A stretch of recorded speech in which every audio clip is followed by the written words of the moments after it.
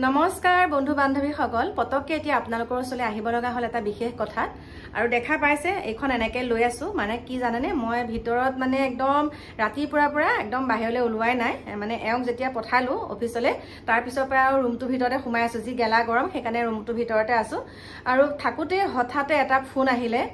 আৰু সেই ফোনটো পোৱাৰ পিছত মোৰ একদম এনেকুৱা গাটো কপিছে ভাবিছো আপোনালোকৰ লগতো শেয়াৰ কৰো আৰু তেনেকুৱাতে মানে মাইনাই কালি পিন্ধি গৈছিলে এফালে গৈছিলে কালি মাইনা আপোনালোকে চাগে ভিডিঅ'ত দেখা পাইছে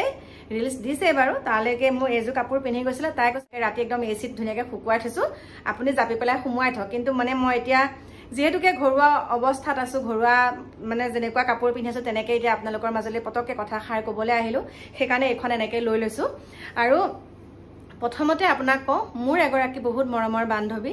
বহুত মৰমৰ ক্লাছ 5ৰ পৰা আমি একেলগে পঢ়া তেখেতৰ ঘৰ হৈছে বকলিয়াত আৰু তেখেতৰ এতিয়া জীয়ৰী সন্তান আছিল দুজনী আৰু ডাঙৰজনী ছোৱালী বিয়া দিলে তেখেতে কলিকতাত থাকে ডাঙৰগৰাকী কলিকতাত বিয়া দিছে আৰু সৰুগৰাকী বকলিয়াত আৰু ওচৰতে বিয়া দিছে আৰু এই বিয়া দিয়া এবছৰ হৈ গৈছে আৰু তেনেকুৱাতে আজিকালি লাজৰ বিষয় নহয় হয় আজিকালি লাজ কৰিবলগীয়া একো কথা নাই তেনেকুৱাতে কি হ'ল মোৰ বান্ধৱীগৰাকী মানে আজি 3 মাহ মানৰ আগত সুন্দৰকৈ কৈছিলো মই আপোনালোকক কৈছিলো যে ইউটাৰেষ্টৰ কাৰোবাৰ প্ৰব্লেম আছে নেকি মানে জয়াৰুৰ কিবা প্ৰব্লেম হলে এনেকুৱাখিনি বিসংগতি দেখা দিয়ে গতিকে মই সেইখিনি কথা আপোনালোকৰ মাজত দিছিলো তাৰ পিছতে এতিয়া কি হ'ল গম পাইছেনে মোৰ বান্ধৱীগৰাকী হ'ল মানে মাহেকীয়া প্ৰত্যেক মাহেকতে হয় প্ৰত্যেক মাহেকতে হলেও মানে যিখিনি আমাৰ মানুহৰ যিখিনি বেয়া বস্তু যাব লাগে সেইখিনি মানে তেখেতৰ তেনেকে ক্লিয়াৰকে নাযায় তেনেকে গৈ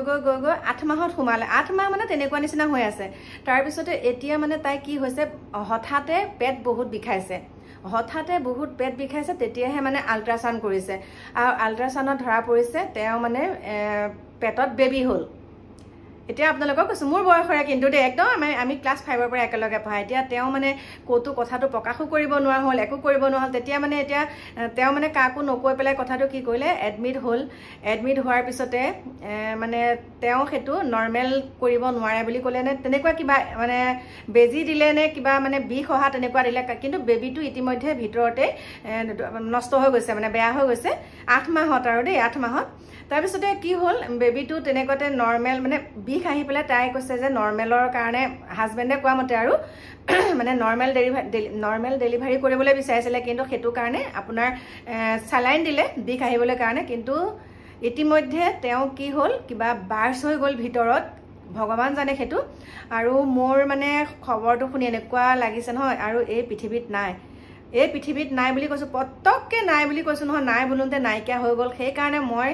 কৈছো মোৰ শুভাকাংক্ষী সকলক কৈছো যোনসকলে মোৰ ভিডিঅ' চাই আপোনালোকৰো যদি তেনেকুৱা কিবা বিসংগতি হয় মাহেকীয়া সময়ত বা পেটৰ বিষ অকণমান হলেও হয় আপোনালোকে ইগনোৰ নকৰিব আপোনালোকে সেইটো মানে এইটো এনেকুৱা হয় এইটো মাহত এনেকুৱা হ'ল সেইটো কেতিয়াও নকৰিব আপোনালোকে মাহেকীয়া হলে পেটৰ বিষ হয় কিন্তু এই কেতিয়াবা কি হয় ধৰক আমাৰ মাহেকীয়া হলে কেতিয়াবা চিনটোহে হয় তাৰ পিছত তেনেকৈ আমাৰ ব্লিডিংটো নহয় সেইটোৰ ফলত আমি ভাবো আমাৰ ব্লাড নাইকিয়াৰ কাৰণে নহয় নেকি কিন্তু সেইটো আপোনালোকে ভুলতো নুবুজিব যিটো ভুলৰ পৰিণতিত নেকি আজি মোৰ বান্ধৱীগৰাকীক হেৰুৱাবলগীয়া হ'ল আৰু সেইটো মানে কি লাজৰ বিষয় নহয় আৰু হাজবেণ্ড থাকিলে ন হাজবেণ্ডজন আছে সেইটো লাজৰ বিষয় একো নহয় সেইটো লাজ কৰিবলগীয়া কথা একোৱে নহয় আজি মোৰ বান্ধৱীগৰাকী ঘপককে তেনেকুৱা যেতিয়া খবৰটো মই পাইছো মানে আজি 4 দিনৰ আগতো মই ফোন কৰিছো দেই 4 দিনৰ আগত ফোন কৰি পেলাই মোক তালৈকে মাতিছে তাত কি চাবলগীয়া আছে মঠ মন্দিৰ মোক সকলোখিনি দেখাম বুলি কৈছে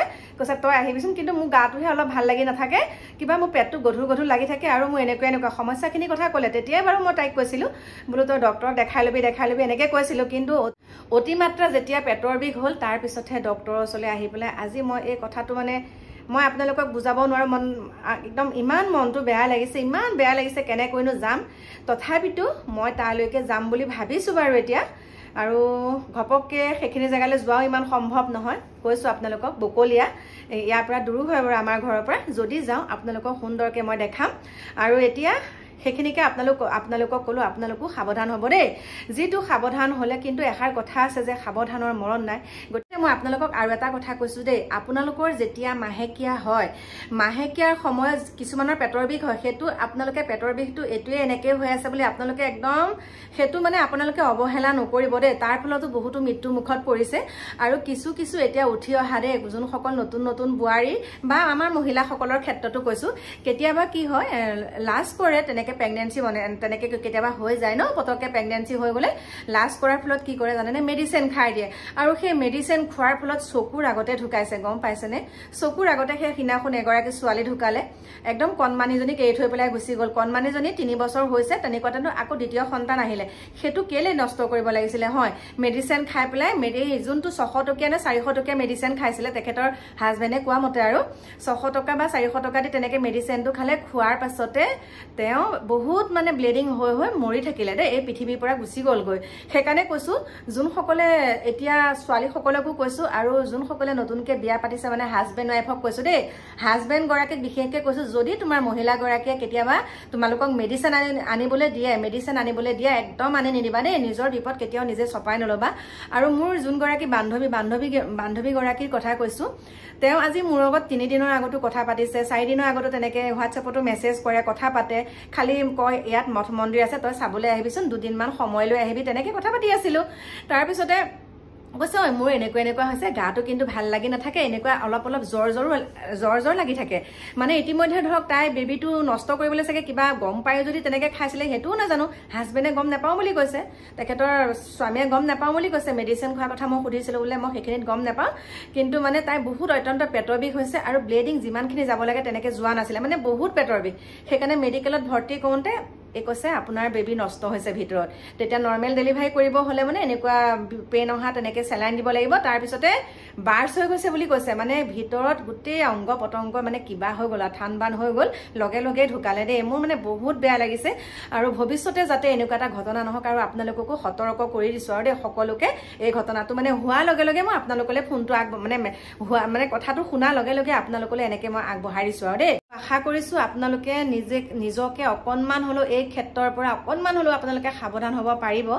কাৰণ বহুতো ক্ষেত্ৰত দেখো অলপ দিন বা 4 দিন 5 দিন বা এসপ্তাহ তেনেকে বেছি হলে বহুতে মেডিচিন খাই দিয়ে। সেই মেডিচিন খোৱাৰ ফলত আমাৰ নাৰীবিলাক, মাইকী মানুহ বহুত কোমল হয়, সেইডাল ছিগি ভাগি একে কিবা হৈ যায়গে। বহুত তেনেকুৱা প্ৰমাণ আছে। গতিকে সকলো ভালে থাকক, সাৱধান থাকক। আজিকালি বহুতখিনি উপায় ওলাইছে নিজকে সাৱধান কৰি ৰাখিবলৈ, আৰু সেইখিনিকে কলো। আৰু আপোনালোকক যদি পাৰো মই তালৈকে গলে আপোনালোকক সুন্দৰকে দেখাম তেখেতসকলৰ বকলিয়াৰ পৰিৱেশটো। আৰু যাওঁ বুলিলেও মই যাব নোৱাৰো হয়। আজি আমাৰ পুৰণি গুদামত আছে ভাগৱত পাঠ, তালৈকে যোৱা কথা আছিলে। আৰু মোৰ কিছুমান বহুত ডাঙৰ প্ৰব্লেমো হৈ আছে, আপোনালোকক কি ক'ম, ডাঙৰ প্ৰব্লেম হৈ আছে। কিন্তু মই আপোনালোকক এষাৰ কথা কৈছো, এই শেষত যে কিছুমান মানুহে দায়িত্ব কিছুমান ল'বলৈ আহে। আজি মোৰ ঘৰখনৰ কথা মই জানো, যদি মোৰ ঘৰখনত কিবা এটা লাগিছে, কিবা এটা লাগাৰ সেইখিনি সমাধান আমি নিজে ঘৰখনতে কৰিব লাগিব হয়। বাহিৰা মানুহ এজনে খালি কথাষাৰ ক'বহে পাৰিব, এনেকুৱা কৰিবে এনেকুৱা কৰিব, কিন্তু বাহিৰা মানুহজনে সুন্দৰকে আমাক সেইখিনি সমাধান কৰি দিব নোৱাৰে। কিছুমান কথা আপোনালোকক মই ঠুৰে ঠাৰে কৈ থৈছো। কিন্তু এনেকুৱা কিছুমান আমাৰ মাজত এতিয়া বাহিৰা মানুহ কিছুমান আহি পৰিছে, কিন্তু এনেকুৱা কিছুমান বাহিৰা মানুহ আহি পৰিছে, সেই মানুহখিনিয়ে মানে কি কৰিবলৈ বিচাৰিছে সেইটো আপোনালোকক মই ভিডিঅ'ত, মোৰ প্ৰত্যেকটো ভিডিঅ'তে আপোনালোকক মই অকণমানকে হলেও জনাম। আৰু প্ৰত্যেকখিনি কথা মই আপোনালোকক এদিন সম্পূৰ্ণকে লাগিলে 1 ঘণ্টাই হওক মই সুন্দৰকে আপোনালোকক ভিডিঅ'টো আগবঢ়াম, চাই থাকিব। আৰু সেই প্ৰব্লেমটো আপোনালোকে মোক সলভ কৰিব লাগিব, যিটো কথা নেকি মই আজিৰ পৰা এবছৰৰ আগত আপোনালোকৰ ওচৰত অৱগত কৰি থৈছো। গতিকে এই যোনখিনি মোৰ কথা এতিয়া যোনগৰাকী মোৰ বান্ধৱীক মই আজি ঢুকুৱাব লগা হ'ল, মোৰ বান্ধৱীক আজি মই হেৰুৱাবলগীয়া হ'ল, সেই বান্ধৱীগৰাকীৰ নিচিনাকে যে আকৌ বেলেগ এটা ঘটনা নহওক, সেইকাৰণে মই আপোনালোকলৈ এনেকে কথাখিনি আগবঢ়াইছো। আহি আছো আপোনালোকৰ মাজলৈ অকণমান দেৰিকে। সকলো ভালে কুশলে থাকিব।